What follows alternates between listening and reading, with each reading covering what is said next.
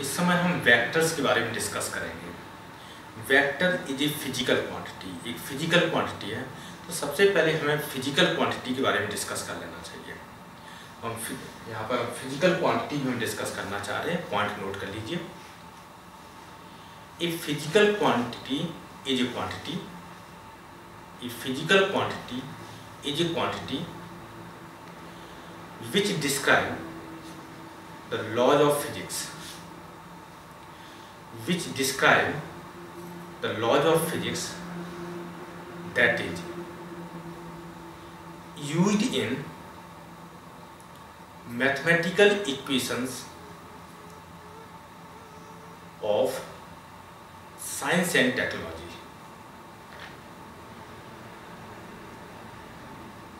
It is a property of an object. It is a property of an object or substance that can be quantified by measurement. That can be quantified by measurement. अब देख रहे हैं कि यहाँ पे physical quantity कितने type की होती है, कितने फॉर्म की होती है। तो यहाँ पे टाइप ऑफ फिजिकल क्वांटिटी हम डिस्कस करना चाह रहे हैं।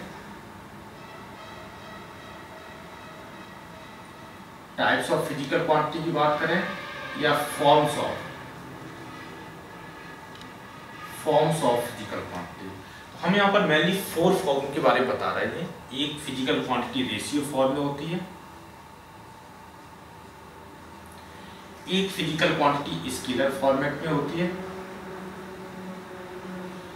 एक फिजिकल क्वांटिटी वेक्टर फॉर्मेट में होती है, एक और फिजिकल क्वांटिटी टेंसर फॉर्मेट में।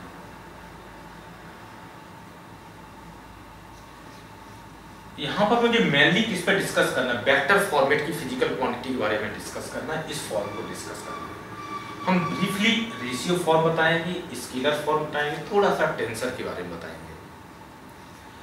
रेशियो फॉर्म की जो फिजिकल क्वांटिटी होती है ये प्योरली एक न्यूमेरिकल वैल्यू के थ्रू एक्सप्रेस होती है। यहाँ पर जो रेशियो फॉर्म है इसमें हमारे पास क्या होता है, न्यूमेरिकल वैल्यू से बताएंगे।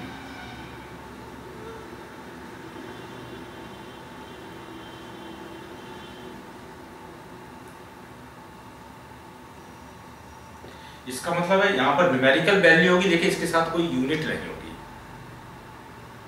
हम इसको एग्जाम्पल के थ्रू देखते हैं। एक न्यूमेरिकल एक रेशियो की फॉर्म की फिजिकल क्वांटिटी इसको कहते हैं रिलेटिव डेंसिटी। एक फर्स्ट एग्जांपल है रिलेटिव डेंसिटी। देखिए रिलेटिव डेंसिटी किस टाइप से डिफाइंड है, हम इसकी जो डेफिनेशन बता रहे हैं।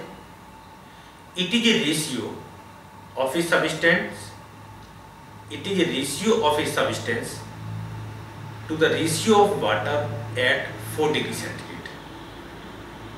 मीनिंग क्या है, यहाँ पर जो रिलेटिव डेंसिटी की सब्सटेंस कैसे डिफाइंड है, रेशियो के फॉर्मेट में। रेशियो सब्सटेंस की हमारे पास डेंसिटी डिवाइड बाई वाटर की एट 4 डिग्री सेंटीग्रेड। तो डेंसिटी, इसका मतलब क्या है, डेंसिटी और डेंसिटी यूनिट कैंसिल हो जाएगी, तो सिर्फ न्यूमेरिकल वैल्यू आपको मिलेगी। एक और वैल्यू आपके पास होती है रिफ्रैक्टिव इंडेक्स।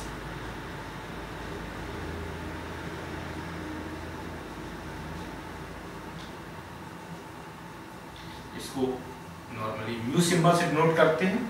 हम लाइट में ज्योमेट्रिकल ऑप्टिक्स में आएंगे, रिफ्रैक्टिव इंडेक्स की बात करेंगे।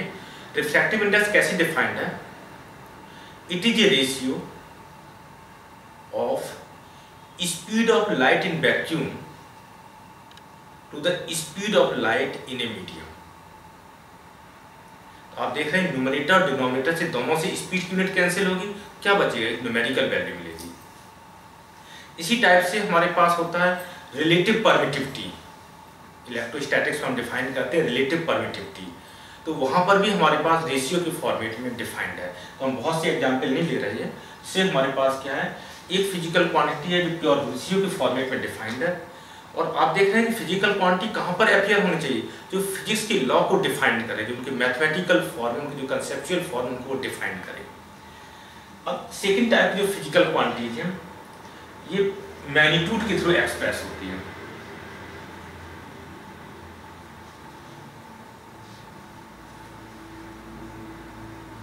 Magnitude only.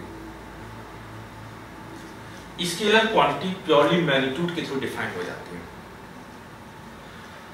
हम इसको पहले एग्जांपल देते हैं। Suppose that mass, speed,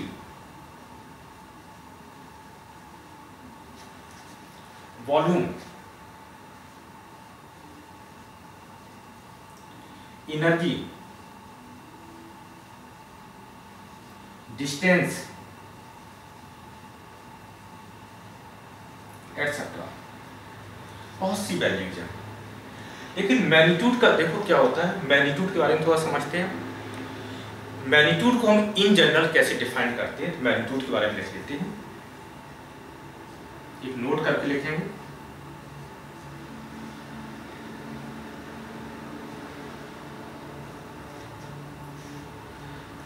in general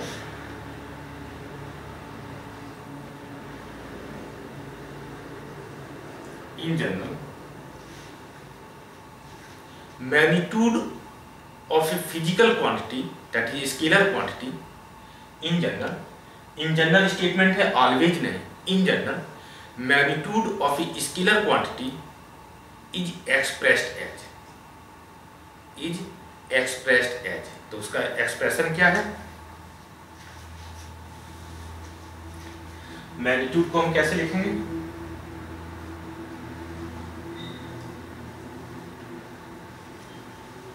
magnitude is equal to, magnitude किसका है, physical quantity means scalar quantity, numerical value with unit,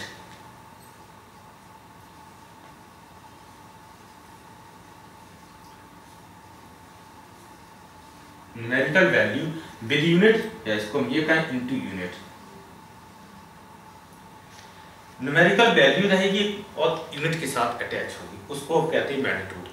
sometimes कुछ केस ऐसे भी हैं जिसमें हमारे पास यूनिट गायब हो जाती है, यूनिट डिसअपियर हो जाएगी, सिर्फ न्यूमेरिकल वैल्यू। तो हमने इसमें कहा है इन जनरल, जैसे जब हम यूनिट वेक्टर डिफाइन करेंगे तो यूनिट वेक्टर का मैग्नीट्यूड में यूनिट डिसअपियर हो जाएगी, उसकी कोई डायमेंशन नहीं होगी, सिर्फ न्यूमेरिकल वैल्यू होगी। तो मैक्सिमम केस में क्या है, न्यूमेरिकल वैल्यू विद यूनिट रहेगी। एक्सेप्शनल कुछ केस हैं जहां पर यूनिट आपकी इवन स्केलर क्वांटिटी है और यूनिट आपकी डिसअपियर होती है। अब मुझे क्या डिस्कस करना है, वेक्टर के बारे में, प्योरली वेक्टर, ठीक है। तो जब हम वेक्टर को डिस्कस करना है हम इसको तब कर लेते हैं। वेक्टर को हमें डिटेल डिस्कस करना है, टेंसर के बारे में बताते हैं। तो कुछ क्वांटिटी हमारे पास कैसे होती है, रेशियो के फॉर्म में डिफाइन हो रही है सिर्फ न्यूमेरिकल वैल्यू के थ्रू। कुछ फिजिकल क्वांटिटी जो मैग्नीट्यूड के फॉर्म में डिफाइंड हो रही है, यहाँ पे न्यूमेरिकल वैल्यू विद यूनिट होती है। कुछ क्वांटिटी हमारे पास जो वेक्टर फॉर्मेट में, यहाँ पे क्या होती है, न्यूमेरिकल वैल्यू रहती है विद यूनिट होती है, मतलब मैग्नीट्यूड होता है, विद डायरेक्शन भी होती है। तो यहाँ वेक्टर में क्या रहता है, magnitude with direction, magnitude as well as direction.